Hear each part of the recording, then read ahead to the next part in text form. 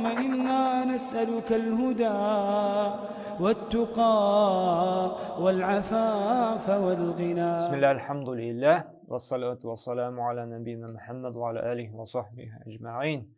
Barcha alamlarning idarachisi, tarbiyachisi bo'lgan Alloh taolaga maqtovlarimiz borib yurishsaydi, shu islom dinini olib kelgan, o'zining duolarini o'qib bizga o'rnak etib ko'rsatgan suyukli payg'ambar sollallohu alayhi vasallamga turibizdan chiqqan salovat shariflar borib yurishsaydi, payg'ambarimizning duolari degan darslarimizni davom etamiz. Yanadan bugun payg'ambarimizning Muslim jildida kela turgan sahih bir duosini o'rganib, ham shu duoning ma'nolarini anlatib ketarmiz. Bu duo Aysha onamizdan rivoyat qilingan. Payg'ambar sollallohu alayhi vasallam duolarında aytaydi. Nishik aytib, Allohumma inni a'udhu bika min sharri ma amiltu va sharri ma lam a'mal. Ey Rabbim, ey Allah, durustlikda men qilgan noshar amallardan, ham aliga qilmagan noshar amallardan senga sığınam. Allohumma, ey Rabbim, ey Allah, inni a'udhu bika. Durustlikda men senga sığınam, ya'ni sendan saqlov so'rayman. Min sharri ma amiltu. Qilgan noshar amallardan. Va sharri ma lam a'mal. Ham qilmagan noshar amallardan. Narsa degan so'z bu, narsa degan ma'noga ega shu duo. Ya'ni shar sığınabız, shar buzuqliq, noshar, gunohli amallarga shar deb aytiladi. Ya'ni shu duoda o'tgan qilgan turmushimizda alikigi gunohlarimiz bizga ta'sir etmasin uchun, bizning turmushimizni buzmasin uchun biz sığınabız, yoqlov so'raymiz Alloh taoladan.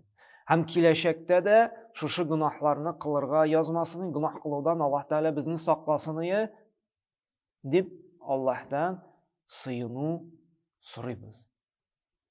Yoqlasin, saqlasin bizni shu nosharlik yo'llardan. Chunki jamoat ne uchunsin o'tgan gunohlarimizning nosharligidan Alloh taolo saqlasin deb so'raymiz. Chunki turli bala qazo keluga, problemlarga yo'lig'uga, biror avruga dushar bo'lуга, salomatligimizning qoqshavuna sabab bo'lib turgan narsa gunohlar. Shar, shu buzuq amallarimiz.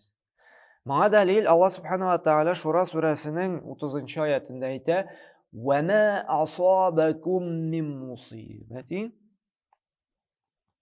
fabima kasabat aydikum." Sizga erishgan bala qazolarni, bizga kelgan problemalar, bir mashaqqatlar, sinovlar fabima kasabat aydikum. Siz o'z qo'llaringiz bilan ishlab olgan gunohlar sababli. Chunki bizning butun problemlarimiz narsa sababli ekan? Gunohlar orqasida.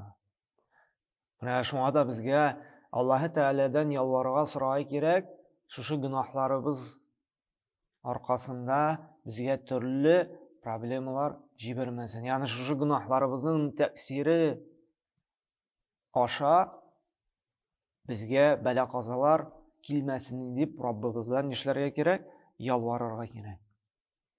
Chunki biz Allohning yordamini, biz Allohga muhtojmiz.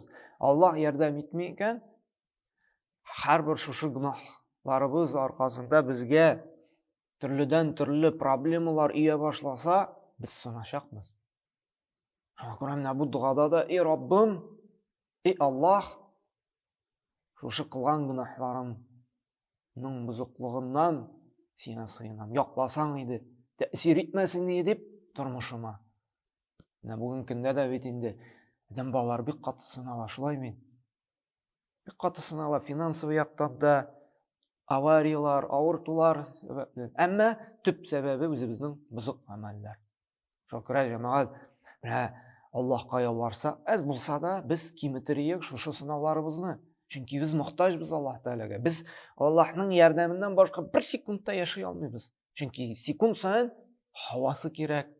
Шулай бит. Көненә 4-5 тапкыр эчәргә суы кирәк, 2-3 тапкыр ашарга ризыгы кирәк. Аллаһ Тәгалә биргән, күрә торган күзләребез кирәк. Шуңа күрә без Аллаһка мохтаҗбыз. Һәм Аллаһ Тәгалә дә Фатир сүрәсенең 15-нче аятында әйтә, нәрсә ди? Я юханнасу, ди, кешеләр ди. Нәрсә ди? Антум фуқарау иля Аллаһ. Сез Аллаһка мохтаҗсыз ди. Аллаһ ди, валлаһу ди, хувал ганиюл хамид. Ул ди бай ди һәм мактауга лаеклы ди. Җинаб тәҗәмәгә Аллаһ Тәгалә иң бая. Ул бер нәрсәгә мохтаҗ түгел, ә без мохтаҗбыз. Кемгә? Аллаһка. Без мохтаҗбыз, һәр вакытта Аллаһ безне сакласын, якласын, яклавына, саклавына мохтаҗбыз. Аллаһның ризыгына, Аллаһның ниъмәтләренә мохтаҗбыз. Һәм җәмәгать менә шушы бозыклык һәм киләчәктә дә нәрсә ди? Киләчәктә нәрсә дип әйтәбез? Ва шарри ма лам а'мал. Һәм кылмаган начар гамәлләрдә дә сиңа сыйынам. Әле кылмаган начарның явызлыгыннан сакласаң иде дип. Ягъни Аллаһ та тауфик бирсен шушы начарлыкларны кылмаска. Кыла калсак та тормышыбызга тәэсир итмәсен. Әмма җәмәгать гынаһ кылудан, бозык начар гамәлләр кылудан арынасыбыз килсә, безгә иман өстендә, тақвалык өстендә эшләргә. Әгәр дә без иманны, Аллаһны һәм аның Расулын бөтен нәрсәгә караганда да иң өстенгә куеп, иң каты итеп ярата башлыйбыз икән, без инде шушы нәфескә иярү, гынаһлы гамәлләргә карата нәфрәт туачак. Без ул гынаһларга теге инде борылып та карыйсы килми, эшләү генә түгел, ул якка гынаһ ягына карыйсы да килми башлаячак. Шуңа күрә кайбер кешегә карыйбыз, машалла теге шундый тақвалы, диндар кешеләргә шулай бит. Ул теге күңел ачуга да исе китми аның. Теләсә инде буш фильмнар, видеолар карага да исе китми. Һәр вакытта да изгелектә шулай бит. Көл кешегә дә яхшы, хәерле насихатын бирә, Куръан укый. Кайчан шалтыратма, аны яратмасалар да ул кешегә барып ярдәм итәргә тырыша, туганлык җепләрен ныгыта, сәдакалар бирә. Анда инвалидларга барып, ниндидер эшләрен эшләп килә. Чөнки Аллаһ Тәгаләнең күңеленә иманга карата, изгелеккә карата мәхәббәт салган. Шуңа күрә менә кемгәдер Аллаһ Тәгалә менә тауфик бирә шушы гынаһлардан арынып, игелекле гамәлләр кылырга. Аллаһ Тәгалә менә тауфик дигәндә Хуҗурат сүрәсендә дә 7-нче аятта әйтә бит Аллаһ Тәгалә: "Валакинналлаһ хаббаба илейкумул имана ва зайянаһу фи кулубикум." Менә Аллаһ ди, кайберәүләргә нәрсә ди? Иманга карата мәхәббәт уятты ди. Һәм бизәде ди калебләрендә, күңелләрендә шушы динне, диннең матурлыгын. Ва карраха илейкумул куфра вал фусука вал асян. Улайка хумур рашидун ди. Нәрсә ди Аллаһ Субханаһу ва Тәгалә? Һәм ди күфрлеккә, гынаһларга, бузыклыкка карата ди нәфрәт уятты. Ягъни курх. Ягъни күрә алмый ул шушы гынаһларны. Һәм алар ди рашид, ягъни дөрес юлдан баручылар ди. Менә җәмәгать Аллаһ Тәгаләнең шулай ук тауфигы кирәк шушы начар, бозык гамәлләр кылмас өчен.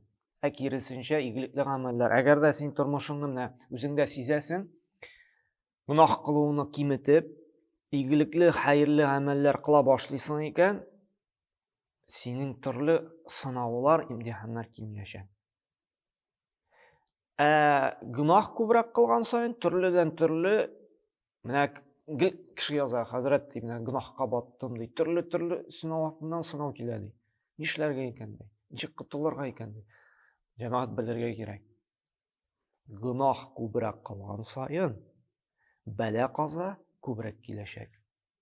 Шуңа күрә Аллаһ Тәгалә менә тауфик бирсен, иманны яратырга, изге гамәлләрне. Менә Аллаһ Тәгалә тауфик бирсен өчен нәрсә кирәк безгә? Иң беренчесе дөрес ният кирәк. Нинди генә гамәлне булмасын, нинди генә изгелек булмасын, кеше өчен эшләмәү. Бүгенге көндә бәла җәмәгать, үзегезнең дә ишеткәнегез бардыр, үзегездән дә чыккан бардыр. Менә кай вакыт үземнән дә чыгып китә.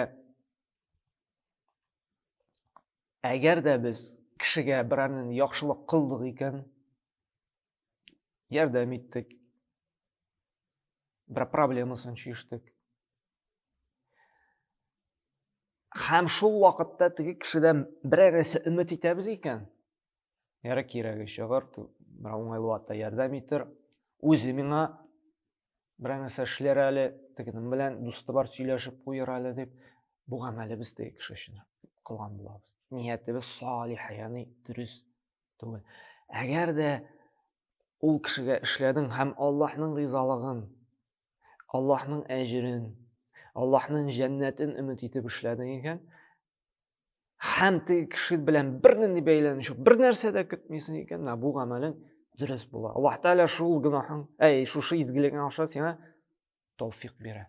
Тагын да Аллаһка якынайырга, тагын да гынаһтан ерагайып изгелек кылырга. Чөнки иннамал амалу бинният, һәрбер эш ниятка карап бәяләнә диде Пәйгамбер саллаллаху алейһи ва саллям. Икенчесе, Аллаһның тауфигы булсын өчен җәмәгать күп итеп Аллаһ Тәгаләгә ялварырга кирәк. Менә шушы дугаларны да Пәйгамбәрбез дугаларында өйрәнәбез. Дөрес итеп Аллаһка дуга кылыр өчен. Чөнки Аллаһ Субханаһу ва Тәгалә бит Бакара сүрәсендә 186 аятта әйтте: "Ва иза сәләка ибади анни фа инни кариб", әгәр дә кулларым минем турында сораса ди, дөреслектә мин аларга якын ди. "Уҗибуд даъвата да'i иза да'ан", әгәр дә мине ялварса, сораса да мин җавап бирәм ди. Менә берәр чиновник, зур бизнесмен әйтсә, сорады любой нәрсә, мин сиңа бирәм дисә, әмма ул бөтен нәрсәне бирә алмый әле шулай бит. Без үзебезне ничек хис итәбез? Монда барлык миллионер, миллиардерларның да хуҗасы Аллаһ Тәгалә, сорагыз ди, мин бирәм ди. Һәм безгә бигрәк нәрсә сорарга кирәк? Тауфик сорарга кирәк. Гынаһлардан ерагайтып, изгелек юлына басырга. Һәм нәфесне тәрбияләргә кирәк, файдалы, дөрес гыйлем алып. Чөнки кеше гынаһ кыла, аның гынаһ икәнен белмәү сәбәпле. Кеше изгелек кыла, әмма ул изгелек кабул булмый, нияте дөрес булмау сәбәпле. Ниятның дөрес булуы өчен дә, саваплы гамәлләр кылыр өчен дә, шушы савапны гынаһтан аерыр өчен нәрсә кирәк? Гыйлем кирәк. Димәк, Аллаһның тауфигын алыр өчен, Аллаһ Тәгалә тауфик бирсен өчен безгә әле файдалы гыйлем дә кирәк. Һәм шулай ук әле Аллаһ Тәгалә тауфик бирсен өчен, Аллаһ Тәгалә безне төзәтсен өчен безгә яхшы, хәерле дуслар да кирәк. Әгәр дә ул дусларың, әйдә клубка барабыз, әйдә шиертәбез, әйдә кызлар янына барабыз, публичный домга, әйдә анда бер кеше күрми, урлыйбыз, талыйбыз. Ягъни гел шундый начарлыкка ди торган дуслар булса, син ничек гынаһтан арына аласың? Ничек инде Аллаһ Тәгалә сиңа тауфик бирсен, шушы гынаһны калдырырга. Әйдә хәерлек кылабыз. Монда бер ялгыз карт әбигә барып булышабыз. Әйдә менә монда кешеләр янынан аларга барып булышыйк әле, материал алып бирик әле. Әйдә җыешыйк әле. Шушы шәкерткә, мәсәлән, китаплар кирәк, китаплар алып бирик әле. Әйдә менә монда мохтаҗ кардәшебез бар, аңа материал алып бирик, ремонт ясап бирик. Әгәр дә әйдә мәчеткә барыйк, әйдә Коръән өйрәник, әйдә Коръән ятлыйк, әйдә вагыз тыңларга барыйк, монда шундый хәзрәт килә икән, хәзрәт вагызланик дип шундый изгелеккә тарта торган дуслар булса, син бит инде гынаһлы гамәлләрдән ерагайып, нишисең? Изгелеккә якынаясың. Иманга карата мәхәббәт уяна башлый. Аллаһ Тәгалә шул сәбәпле сиңа тауфик та бирә. Шуңа күрә нишләргә кирәк? Безнең дусларыбызга да игътибарлы булырга кирәк. Һәм шулай Аллаһ Тәгалә менә тауфигын безгә бирсен өчен, шушы начар гамәлләрдән ерак булыр өчен безгә күп вакытта ахиратны, үлемне искә төшерергә кирәк. Чөнки менә бу үлемне искә төшерү, Пәйгамбер саллаллаху алейһи ва саллям да бит инде әйтте, еш кына үлемне ди, ләззәтне өзүчене искә төшерегез диде. Пәйгамбер нәсихәте. Ришвәт бирәсең килә икән, риба аласың килә икән, кеше хакына керәсең килә икән, тегене алдалыйсың килә икән, тукта әле. Rabbim huzuruna barası var bey. Allah görüp tura bey. Nişik şu adamga barayım, Allah Teala bit meni cazasın bireşek dip ahiretni isке düşürəbiz eken, bu bizge şulay yok. Günahtan tıyılırga hem Allah'ın bizge şu tawfiqin alırga bir etergiş bulaşak. Onkura her vakitte de şu günahlarımız turmuşubuzga tiskeri yığıntı yasamasın için şu duanı bilip kılırga gerek. Nişik itip Allahümme inni a'udhu bike min şerri ma amiltu ve şerri ma lem a'mal. Ey Rabbim, min kılgan naşar amellerden hem elge kılmagan naşar amellerden saklawımni sorayım. Sina sığınam. Subhanaka Allah bihamdik. Ashhadu an la ilaha illa anta, astaghfiruka wa atubu ilayk.